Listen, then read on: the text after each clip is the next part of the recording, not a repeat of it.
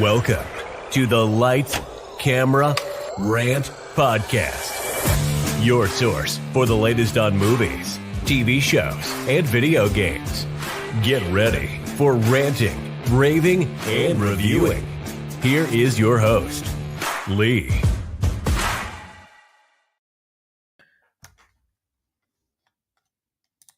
Hi everyone, and welcome back to another episode of Lights, Camera, Rant. As always, I am your wonderful host, Mr. Rant, and we need to talk about what's been happening in the past week, and we need to talk about Ironheart if you haven't already seen my post on Instagram, because, yeah, look, TV show that's been a little bit while in the making, could be a hit or a miss, mainly a miss at this point, and halfway through this junction. But we will get into that. But look, like, if you haven't already, please go check out last week's episode. We celebrated the 4th year anniversary of Lights, Camera, Rant. And we had some fantastic guests that came on the show. It was a lot of fun. Just a good reflection to see what, Lights, Camera, Rant was originally, what's turned into now, and what it's going to be for the future, because we're at 214 episodes and even more on the bonus, but just how long we've been pushing this out. We've been smashing it, and there's no end in sight. And in 2 weeks, roughly 2 weeks, I will be going overseas, and we're going to be doing Lights, Camera, Rant on tour, which we'll talk about more as we get closer. But still, it's been a fantastic 4-year journey for Lights, Camera, Rant, starting in June 2021. And look here we are right now. Just the fact of the journey, the wonderful friends that have made along that journey, that we're guests, the brand new guests that we're going to be coming on the show, and the fact that we had a great opportunity to go to some of the fantastic premieres in the past 2 weeks, which have been for 28 years later. F1, Megan, and we've got one that's coming up, which I really can't wait to talk about because I'm so excited for it. And it's one of the most anticipated films of this year. Now, I know that really doesn't really narrow it down because we're about to hit having 3 of the most anticipated movies of this year, being Jurassic World Rebirth and being Superman and being Fantastic Four. But it's one of those that I will happily talk about more when we get closer to it, which we are right around the corner. And speaking of superhero films, we did finally get the confirmation from James Gunn. And James Gunn is that the Batman 2 script is finally done. It's finally done. Matt Reeves got there. It is done. I don't think I've been so excited to see a movie script done, especially the fact the screenshot we get with the Batman logo on it, but just the fact that it's here. It's funny, like, because I was talking this about with a friend the other day. Movies can take time, a script, and you want it done right before you get the sequel, especially when the first one was so good. And this whole trajectory of going into this whole deep thing is, are we impatient? Because of Amazon, because of TikTok, are we expecting these things straight off the bat? That the fact that, we're just, it's because it's taken so long that we don't like it. I think it's just the fact that it was just such a good movie. It was mentioned going to be a trilogy. And it got delayed, which was a bit heartbreaking. And I know Matt Reeves apparently had his health issues, so for him, hope everything's all right. But it's one of those things. The fact that we look at it just feels like we've been waiting a long time, because I think it was the Batman 2. The Batman came out in 2021. It's actually one of the very first movies that we did review on the podcast. But March 2022. So 22, 23, 24, 25, 26, 27. So 5 years later that we will be finally beginning the Batman 2. Yes, and we did get the Penguin. It was a HBO Max TV show that came out towards the end of last year, which was absolutely peak and fantastic, which was great. But now we'll finally get to see the second one. We don't know who the villains are. We don't know who's going to appear in it. But, if Matt Reeves is really going to be pushing for this, it better be good because he's got a big lineup for this, especially the fact that, the first Batman movie did suffer a little bit because of the fact of the COVID delays, which caused a little bit. But for example, like October 22, Reeves was meeting with he did mention Scarecrow, Clayface, and Professor Pig were ones that he was very interested in about doing. So hopefully we can see them. Who's going to be, especially Clayface. And it's interesting I say about Clayface because James Gunn has mentioned. So this is a funny thing that I do like. Now, I know everyone with James Gunn taking over, he's going to be his big announcement. He's going to be different to what the DCU was before. He's going to be different about Marvel. And look, at the moment, I'm not going to lie, I think there's a lot of us that think about this at the moment, is it literally looks like things are just being thrown at the wall for different projects with no... I know he's got some kind of arch going into it. And look, yes, we're going to have Superman coming out and probably give us a bigger clarity what's happening. But at the moment, it just feels like we're getting this type of movie, we're getting that type of movie, we're getting Batman and Robin movie has been announced, but no clarification what's going to happen on that or when that is ever coming out. We're getting a Supergirl movie, which is wrapped up filming. And then we've got the 2 Robin movies that's coming out, the Dynamic Duo that's coming out at some point. There was meant to be 2 DC TV shows that were meant to be in production, but one of them's not happening now, which was going to be the Amanda Waller TV show, it's rumored going to be. So, and it's a little bit mixed, but one of those ones that seems like out of nowhere, not only, do we really want Clayface? We want Clayface in a Batman movie. Clayface is getting his own movie entirely, a horror movie, and it's most likely going to be rated R when it finally does come out. And it's, look, to me, I'm excited for it. I'm in for it. Like, take my money. But, okay, that's... I think it would have been better if Clayface was again introduced in a Batman movie and then he'd go his solo movie because you give that little submit into the fans or brand new people who don't know who Clayface is. Because are we really going to go down that road with like Spider-Man? We can do the villains without having Batman, unless it's been done, for example, the Penguin. But most recently in my mind, I'm thinking of Trevor the Hunter. I'm thinking Morbius. I'm like, it just doesn't sit well with me when you look at that stuff like that. It's like, that is rough. And we've got the Galactic. Sorry. We've got the Galactic podcast have come past on the YouTube chat. Thank you for coming past, man. Always do appreciate it. And I haven't forgot your message, man. On Instagram, I will get back to you on that because we need to lock and load for next weekend because we, as I mentioned previously, we are now going to be heading into the summer of blockbusters with Bang, Jurassic World Rebirth right around the corner. The week and a bit after that, next week after that, we got Superman. And in another week, then we have Fantastic Four. So it's banger after banger after banger, which we hope they are. And I have no doubt, and I stand on this hill. I stand right here and tell you, ladies and gentlemen, ranters and rantettes, that the Fantastic Four movie will be the box office winner. And it may not be the best movie, which I think it will be, but it will make more money than all 3 films. My current prediction is Fantastic Four, Superman, and Jurassic World Rebirth. That is the 3. Because I don't know. I'm not saying the fact there's anything wrong with Superman movie. But yes, DC fans can be a little bit touchy, especially when they don't get their own way.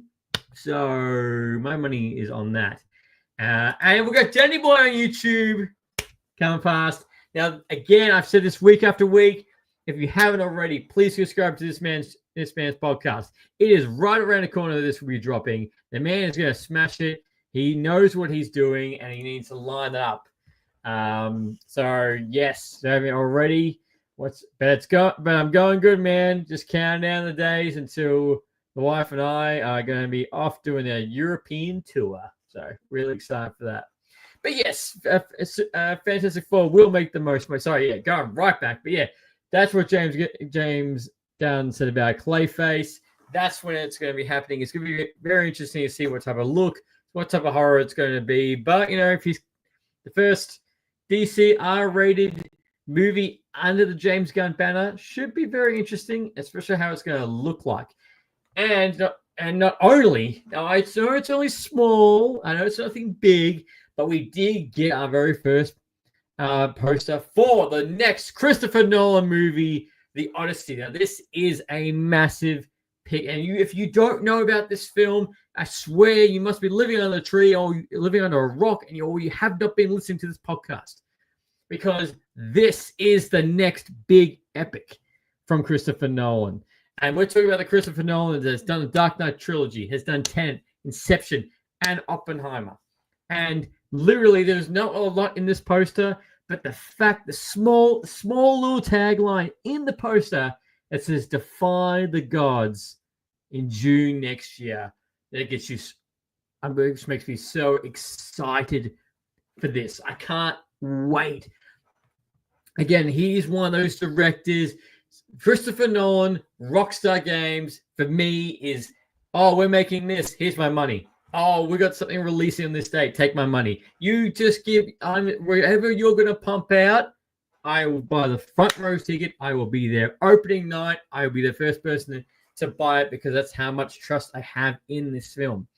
Now, and again, like if we need to really top off this again, because I think some people don't remember on this, because we need to talk about this, because let's do the roll call. We've got Matt Damon, we've got Tom Holland, Anne Hathaway, Zendaya, Ryan Patterson, Josh Brolin, we've got Alan Page, we've got Mia Goth. Like, there is again a stacked cast list, very much like Oppenheimer going into this, because after Oppenheimer, it was a big question of like, well, what's his next big project? Because Christopher Nolan's always going in mind of what he's going to be next. What's the next big thing? So, but this is going to be. Sorry, Charlize Theron on top of that is it's just so much of what's going to happen in this film, and it's just going to be epic because the way he shoots is just going to be awesome. And again, like it's just a simple poster, but god damn, like I'm like, let's do it. Let's go. And not to mention, we're going to comment here, is poised to be the most expensive film of Nolan's career and the first blockbuster to be shot entirely using IMAX film cameras. Now, I know it says the budget here is $250 million, but let's be honest, it's going to be a shit ton more. Now, speaking of directors and Oppenheimer, is the next Danny Boy on YouTube. The next big thing is In Your Pants, man. I'm off. Have a good rant, brother. I appreciate it. Good sir. Have a good night, man, and we'll catch up soon. We'll talk soon. Now, look. Now, this is again James Cameron, who is one of the best directors of his time. He's made some fantastic classics. He's currently so in depth and entrenched in doing Avatar. It's not even funny, the fact that I'm pretty sure he's going to die doing Avatar going into this, has recently made a comment that I was like, when you just the Peter Griffin meme or the video where he's like, who the hell cares? Or, shut up, you old man. You have no idea what you're talking about. And it's weird because the fact that he's a director himself, so he would understand it. So he recently made a comment, says he was criticizing Oppenheimer because he doesn't understand why Christopher Nolan didn't showcase the bombings that happened in Oppenheimer, which it's not something that you go, oh my God, I wonder why they never showed that. Oh, it's such a big question mark on why he didn't do this. It's so obvious on why he didn't do this. And he also mentioned it because someone did ask him about it as well, going, why didn't you predict the bombs happening? And we're like, well, let's get into it. So he mentioned the reason The reason why he didn't mention because it's all from Robert Hyman's point of view. Obviously, he doesn't know how the bombs went off because he wasn't there. And the scene that we get where he thanks everybody and the flashes of people is such rich film like storytelling that you as the audience we've seen. Like I'm sure majority of people have seen the bombs go off depicted in archive footage, and we've known what has happened to that bomb, so we feel him because in fact he hasn't seen it, but he's just the gravity of the events. And this story is about Oppenheimer, about not about the bomb that went off. It's about his journey on creating the bomb and everything forward beyond that, and it makes perfect sense when he showed it didn't need to be. The gravity of just knowing what he was going through is something that we haven't seen before. So we didn't need to flash forward to the bomb going off just to be like, oh wow, that was really big. I'm like, I'm pretty sure you just look at some archive footage and we'll show you the sheer magnitude of what happened with that bomb and the devastation that bomb did. But yeah, just when he mentioned this, I'm like, well, you know what? You've done a fantastic job with the movies that you've produced, made, and the levels of CGI and filmmaking you are pushing with Avatar.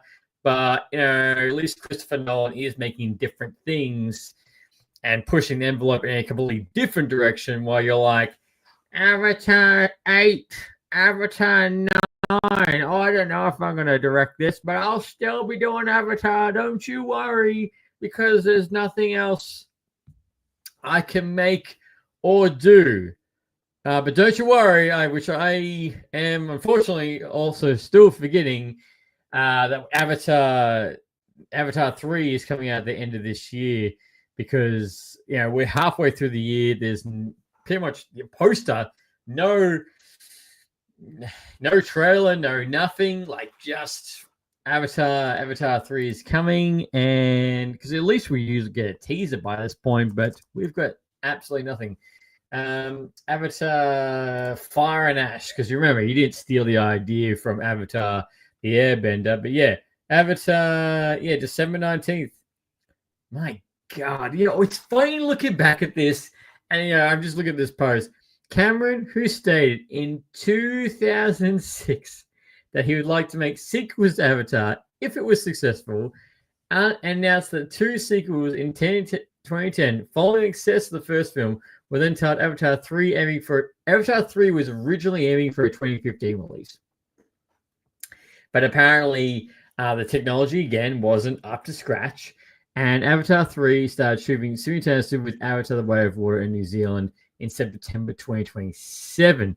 After over 3 years of shooting for these 2 movies, the schedule release for it. So 2 additional sequels have also been planned for this: Avatar 4 and Avatar 5.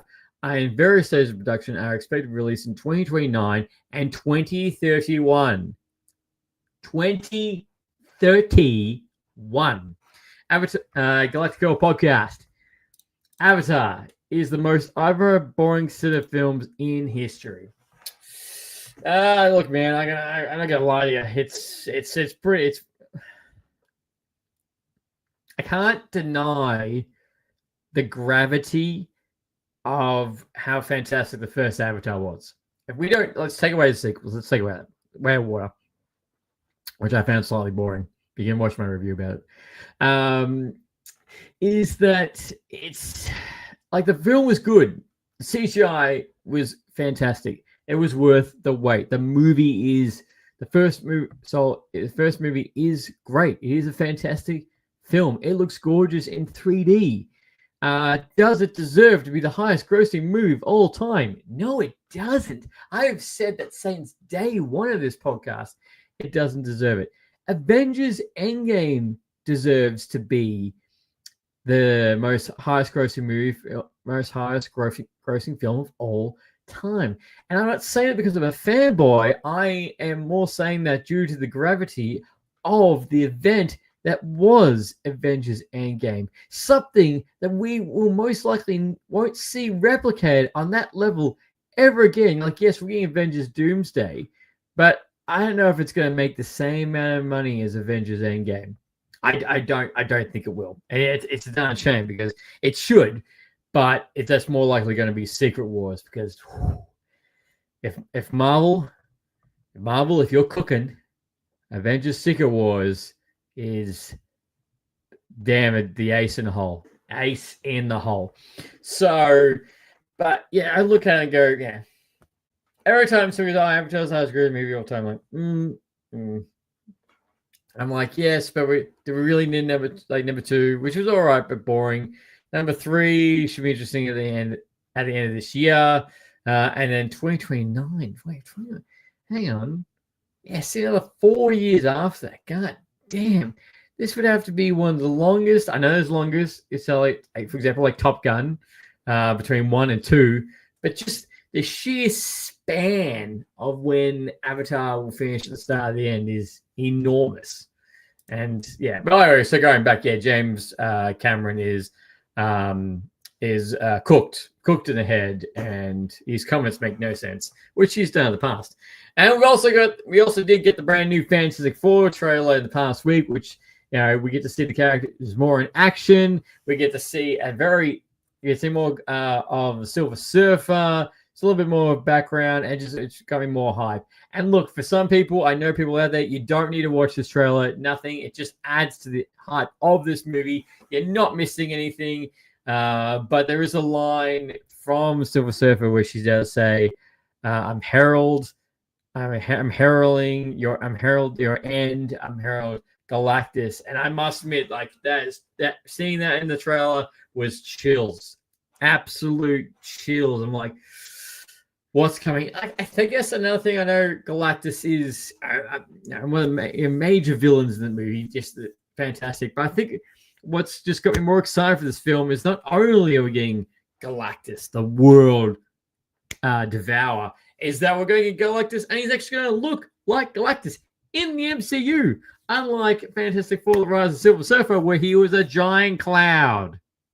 That still bothers me to this day that someone looked at that and went, yeah, well, he's really tall and consumes planets. So let's turn him into a cloud. Let's turn him into a cloud. That's the best thing. This giant 20-foot, billion-foot dude, let's turn him into a cloud because, take some money. That's the best thing we got for this sequel. Let's turn one of the best villains, villainish, into a giant cloud because that's all we've got. That's all we can do. Darn shame. But yeah, Fantastic Four is shaping up to be looking one of the best films for this blockbuster season, and just a film all around. And again, it looks like Marvel is cooking. I know there's gonna be people that are going, it's trash, it's horrible, what a waste, Marvel's dead. This leading into Avengers Endgames or however. I'm like, shut up, just enjoy. Like, this movie is going to be good. Like, in any way, in shape or form, if it's not amazing, if it's not great, this film is going to be good because Marvel has invested so much into this film because this is the very first time that we're seeing the Fantastic Four in the MCU. It's Marvel's first family, and they need to treat it as such. And I have no doubt that they're going to do that. And they have a fantastic cast behind it. And something I thought I would never see, not for a very long time, unless Disney bought Universal, is the missing link in the MCU timeline. The Incredible Hulk has finally arrived on Disney Plus that we've seen the past week.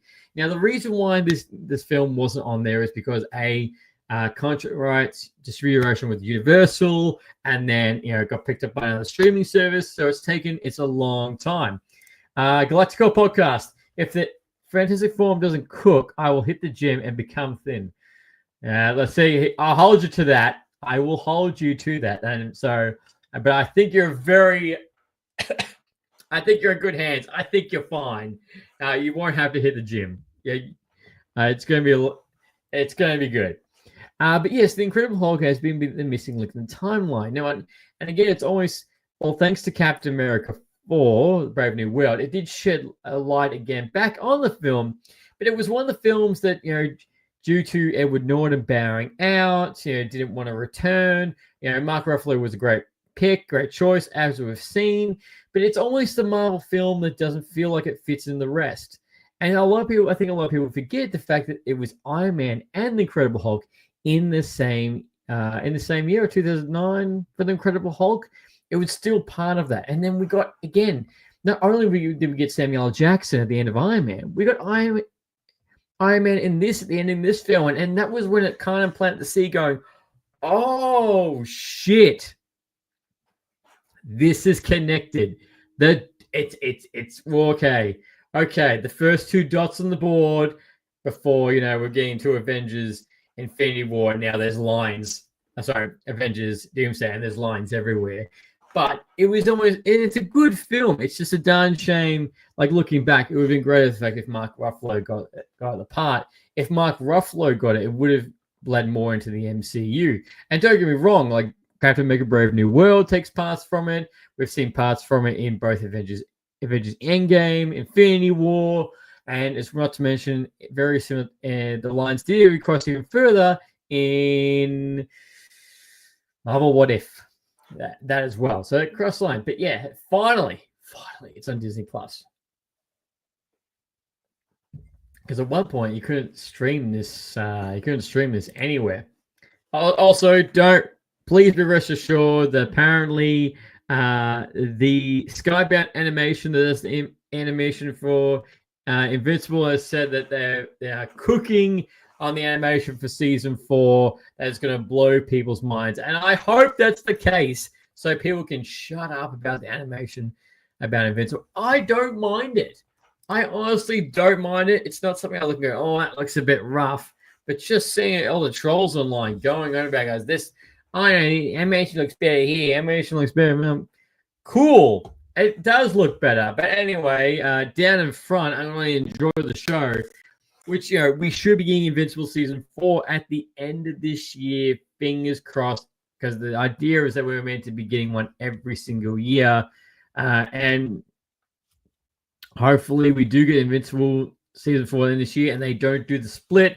Hopefully they are cooking with the animation for the next season, because there's a hell of a lot that's going to happen, and they need to cook. Also, this was no surprise. Again, no release date, no shape or form how it's going to look like. Lilo and Stitch 2 is currently in development, which is not a shocker to anyone because of the sheer money and the fantastic job it did at the box office, despite the controversial ending.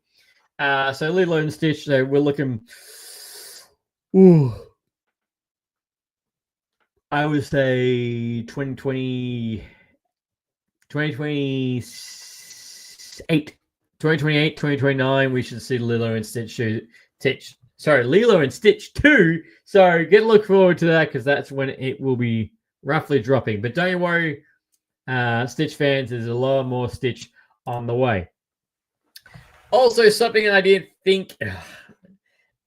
Yes, I know people were saying, "Oh, we're in the era of just reboots and this and sequels." This, but there's sometimes when I look at something, I'm like, "Yeah, look, it probably doesn't need a sequel. Probably just hit that reboot button, hear that clean slate, go exactly from the start, get a younger cast, mix it a bit, see what you can do cameos for the old cast, something like that." And that right now is Pirates of the Caribbean, because Jerry Bruckheimer has mentioned the fact that he's writing the screenplay for Pirates 6 at the moment.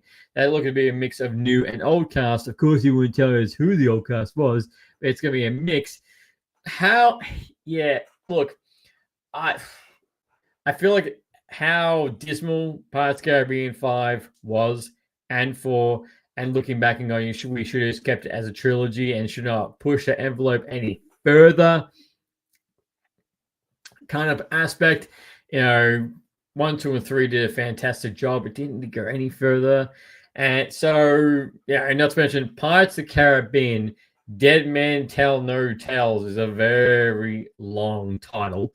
And Skarsgård's Revenge is what it's called in other places. But I think Dead Man Tell No Tales sounds a little bit more menacing. But Yeah, I feel like at this point, just do the hard reset. Everything with Johnny Depp does a fantastic job as Jack Sparrow, and the movies is pretty much Jack Sparrow and friends or enemies. But like I know, and they also did lead to at the end of 5 going to 6. But yeah, I don't know. If you're at the point where like, reboot the whole thing, get a hard reset. But oh no, what do you guys think? Do you want to see Pirates of the Caribbean 6, or do you want to see Pirates of the Caribbean fresh start altogether? I'd love to know. But yeah, don't worry, Pirates fans. Something's working in the background. I'd say we're looking again 28, 29 for this, but my God, I'm gonna be like 30. Gee, oh my God, I'd be like 36 or 37. Oh my God, I'll be close to my 40s. Oh, that's terrible. Now let's talk about something that's potentially terrible. Is Ironheart. So Ironheart, which is the last TV show in Phase 5 of Phase 5. Sorry, Ironheart, which is the last TV show in Phase 5 of the Marvel Universe. A show that was announced in April 2021 that was filming in December 2022. Sorry, finished filming in December 2022. Originally was meant to be released in late 2023. That didn't happen. Didn't happen in 2024. And is now releasing now halfway through 2025. So filming has been completed for nearly 2.5 years ago. Yep. And that can happen with movies. Fully understandable. That can happen. And we're seeing Riri Williams. We're seeing her back. From seeing her in Wakanda Forever, which Wakanda Forever feels like it was forever ago since they came out. So we're going back to this character, and it's one of those shows that I looked at it as Miss Marvel. That maybe this movie coming out won't be for me and my generation. This might be more for kids. And I must admit, it's not a show that I was like, oh, I'm so like I like the character of Riri Williams. I like what she does for the legacy of Iron Man, but it's not one of those shows that Marvel announced. I was like, oh baby, that's fantastic. Yeah, let's go. Why not? But I wasn't like that with Agatha, and I thought Agatha was really good. So here we are with Riri Williams. We've got 3 episodes that have just dropped. 3 more episodes coming next week. So they're not doing the week. It's interesting they're not doing the weekly episode drop, considering that this is the last live action TV show for a while. There's nothing officially announced what the next live action TV show will be. And for the rest of the year, we have Marvel Zombies, and then we have Eyes of Wakanda. So it's not like there's something else in the background that's coming. So whether or not you could chuck this up to, let's just dump it really quick so we don't have to keep hyping it up every single week, like what they did with Echo, technically Spider-Man, The Friendly Neighborhood Spider-Man, which was 2 episodes, which actually I really enjoyed at least getting 2 episodes, especially if it's short episodes, not the full hour, then it justifies it. But we've got 3 episodes, and I don't think some of the team do like it for that. And look, it's again, Marvel's trying to bring a new character to the MCU, trying to give the background, all about them, and how its execution is going to be interesting, especially this being a legacy about sort of legacy about Iron Man. So this show, I give them props. Physical Iron Man suits, physical armor, practical effects. That's a win. That's good. CGI in this looks crisp. Doesn't look a bit rushed. Looks like they're taking the time, which they should have after 2.5 years. Doesn't look tan, but we find out with the character with Riri Williams, what's happened with Wakanda, and we're going to go in spoilers. Spoilers. So we see that the events of Wakanda, what's happened with there. Now she's being kicked out of school. She needs some money because she realized now if she wants to be the next Tony Stark or Steve Jobs that the fact that she needs the money to back it up. So she gets involved with this crime syndicate, crime crew, tech crew, Ocean's 11 vibes coming into this. Going to do heist, get some money. But the lead character played by Anthony Ramos, plays Peter, is under a red hood. Let's go. Haven't watched it yet. Some out, bro. Speak later. No worries, man. I'll message you. We're going to talk soon. But yeah, I'd be very curious to know your take on Ironheart, good sir. Because if I fluff about this Galactical podcast, kind of goes very ruthless about it. I still remember his review for Madam Web, where he literally started the entire episode. Goes, here's my review of Madam Web. It is utterly shit. Peace. I'm out. Drops the mic and leaves.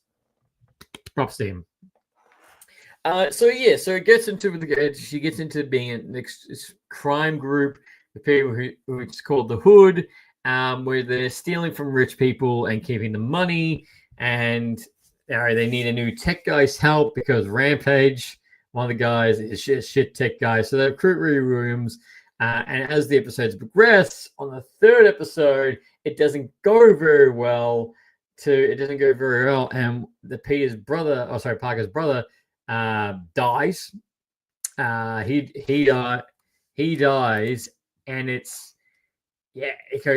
he dies, which sets him this whole thing. But the show's a bit about how can we put this? It's like a mix of magic and tech, which we have seen in the past, and we've seen in the comics as well. But it's interesting, okay, where you're going in, because she does make the comment saying, "Oh, there's wizards, there's aliens, there's stuff every time, so that's nothing new." But I like how she says that line, like this is nothing new, when it's brought up to her that this is weird about this guy. I'm like, really? A guy wearing a red cape called the Hood, something weird about he's flashing with his powers in the world that you live in, and you go, "Oh, this doesn't seem too strange at all." You don't want to inquire because he doesn't look like a wizard, doesn't look like an alien, doesn't look like an android. So that doesn't raise any flags. I do like the concept of the fact that she tries to create a neural interface and it turns into her friend who died in a shooting. Natalie, I do like that concept because she was sleeping and because she's struggling to deal with the trauma because they passed a drive-by shooting. So we do feel that loss for her, which again, Dom, she does a fantastic job. She's the anchor of the show. She's putting on the best performance, blending that between the fact that she could be the next Tony Stark, but she's got a lot to learn of aspect on that. So she does that as a fantastic job. And one of the reasons why you like the character in Wakanda forever. But the show, and one of the other great stories, we get Alden Entridge, who we do find is initially it's Bob, but we just find out the fact he's Obadiah Stane's son, which was a great callback to the first Iron Man. And they do, the fact you don't want to be a warmonger and everything. So I do like their connection there as she tries to enlist him for help. But the show just doesn't seem to. I don't know. And look, I give it credit. Ryan Coogler is producing this. He is working on this in the background, but it didn't grab me with the, it didn't pull me in and be like, you really want to know what's going to happen with your character. You really want to know how she's going to get out of this, or, becoming Iron Man. I guess with Miss Marvel, it was like how she became Miss Marvel in aspects. So that was her getting to learn her powers. This is her being a little bit of struggle, being a thief, to being a thief, working for muscle, accidentally killing people, and how she's going to get into it, and how this is going to go all into this. So the show is a little bit of a mix, dealing with loss, dealing like how skilled you can be at magic going into this, but I don't know, that it just didn't grab me in those first 3 episodes. Agatha had that hook for me. I'm like, okay, I want to know what's going to happen to you, especially after what happened in the events with WandaVision, and Loki's on a completely different level. Echo was good, different. I guess intrigued to see how she was going to go with her friends and family, especially after the events of Hawkeye. But I don't know, this doesn't really hit for me. I'm like, the most interesting part is the fact that this is Obadiah Stane's son. Like, that's the cool callback. Like, it could be. I'm going to take a stab and say maybe because I don't know how to say this. I'm an old Marvel fan at the moment. I'm a younger fan that grew up halfway through the Marvel movies. Well, this is really scaring me. Grew halfway through that aspect. A lot of people love Iron Man, but that was the coolest part to me. I love the concept. Like, again, quality's good, but it just seems to be like, did this need to be for me right now? It's like, did this need to be a TV show? Why aren't all the episodes going to be dumped like Echo? Because right now, Echo looks like it's got more of the meat in this than compared to, and of course, Loki being the very top bar. So far, the show is nowhere near Loki. But again, we feel with Dawn, we feel her loss for her family. The fact that you have all these skills, you have all these, you are such a genius on what you can do. People keep calling you the next Tony Stark, but she can't get out of it. She can't get the money to be the next Tony Stark, and that's the problem. And we don't know at all, actually. I think there's no mention of when or where she's going to rock up. She's going to be in Marvel Zombies. She was in What If. She is going to be Marvel Zombies as Riri Williams, but there's no mention of the fact that she's going to be in Doomsday. No, not so aware. Interesting. Her career is very limited for 27. Each their own. Producer Ness says she was the first and only call, but yeah, there's no mention of if she's going to be in Doomsday, which again the cast is absolutely packed for Doomsday, but she should definitely be in Secret Wars. But that's the thing, is like, we're going to care about this character, and it could be one of the things that could be wrong with Marvel, and I'll take that. That depending on what conflict's going to end, is it going to going to magic? Doctor Strange. When we're going to see her again. And there's a whole rumor about Mephisto, which I don't think that this TV show should be the one to introduce Mephisto. I think it should be one of the Avengers films or Doctor Strange.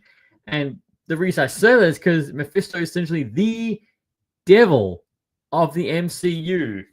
And he's been rumored all the time, and different little hints here and there that he does exist, but he's literally the devil in the MCU. So it would be weird if he rocks up doing this. So yeah, I don't know that's ever through, but I will play, because I've said, the devil's advocate, if you will. The shows are terrible. What people are saying online, people saying it's shit, people saying it's horrible. I'm basically saying that give the show a chance, but if your expectations are low, keep them there. It's not going to surprise you in that type of level, depending on the next 3 episodes are going to go. That's what I'm kind of saying, is that it's not like, whoa, geez, they were completely wrong, or this is the worst thing that Marvel's ever pumped out. It's just, for a kid, if you're a young kid, you're going to really like this, especially if you're a girl. In science, Ray Room is going to really speak to you, and you're going to see this.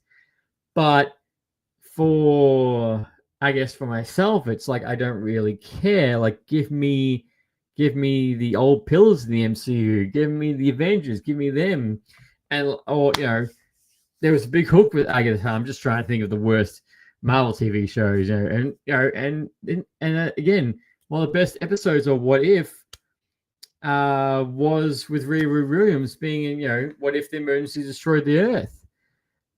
So that was one of the good episodes where she was in it. So, yeah, the first 3 episodes didn't bite. At the moment, as I'm recording this, most likely you should wait until the entire series, which is one more week. But if we were viewing this week by week by week, which we've done for other TV shows, no, this would have been a slog to do. I think now they do complain. Oh, they should have done weekly. Like, no. At the moment, I'm with Marvel, the executives on this. This is probably 3 episodes dumped back to back to best do it. So I don't think it's anything. Oh, Secret Invasion. Well, again, even Secret Invasion had a really good hook going. And it can, again, I think it's a generation thing. I stand by that. But look, let's see what the next 3 episodes give us as we record this next week, which we will also be touching on with Jurassic World Reboot. But let me know what you think. Has this hit? Am I being too critical on this, or do you think it's very much a generation thing, which was my argument with Miss Marvel? But again, I don't think it is, because it's not the worst thing. It's not the worst thing that Marvel's ever produced, but at the moment, it is okay with some nice CGI effects. That's about it. So again, ladies and gentlemen, that was my review for the first 3 episodes of Ironheart. Join me next week as we talk about the next 3 episodes and discuss the final. But as always, thank you very much for tuning in every single week, every ranter and rantette. I do appreciate it. As always, until next time, happy ranting. Thanks for listening to Lights, Camera, Rant. If you like the show, don't forget to subscribe so you don't miss a single episode. While you're at it, leave us a rating and review, and be sure to tell your friends. Until next time.